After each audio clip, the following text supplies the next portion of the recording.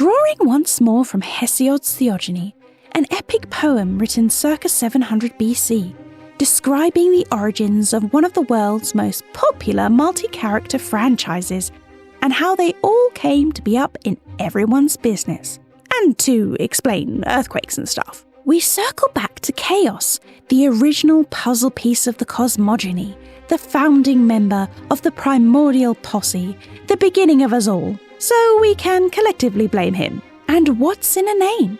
Well, chaos, being a neuter noun, means yawning or gap, so cosmically bored and already tired of this existence shit. Chaos. A being, but also described as a place in the underworld, a dark and gloomy mix of elements, whom, according to some mythological depictions, hatched an egg from his belly, spilling out the first deity omelette, finally answering the question of what came first, whom Ovid described in Metamorphosis as a rather crude and indigested mass, a lifeless lump, unfashioned and unframed, of jarring seeds, and justly Chaos was named. Jesus Christ! Not yet. Ovid, tell us what you really think. After popping into existence, he brought forth joy and merriment. Nope. He literally solo birthed Erebos and Nyx, two entirely separate personifications of darkness.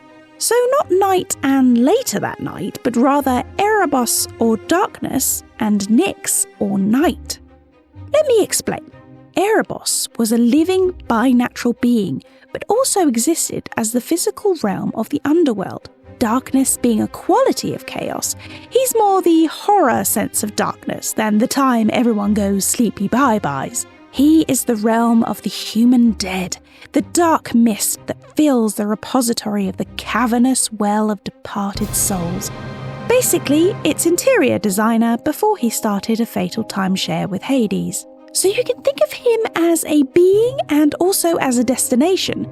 So what's a place like this doing in a god like you? Sort of dealio. The underworld, being a domain of various depths, flowing rivers, and vast fields, aside from being orbs deep in dead folk, would become a place where heroes would venture as part of a scheme or mission, usually to nick something and hot-tail it out of there with their mortal coils having not been snipped. Moving swiftly on to Nyx, Chaos's daughter and Erebos' sister wife, as it went in those days. The personification of night, she who brings the veil of eventide across the sky and whom resides with and in Erebos, or rather, according to Hesiod, at his entrance, proving that the way to a man's heart is directly through his front gate. Often depicted as a winged being riding a chariot with a halo of dark mists and donning a rather fetching, if a bit emo, black robe. All with a purpose, you see, because not only could she bring rest to the weary in her cyclical jolly across the sky each day, but she could also bring on, death. So the difference between a nap and a dirt nap. A pretty powerful lass, and the only god that Zeus, yes, that Zeus, would come to fear. Given how important she was, there apparently weren't any cults that worshipped her specifically. It's not surprising.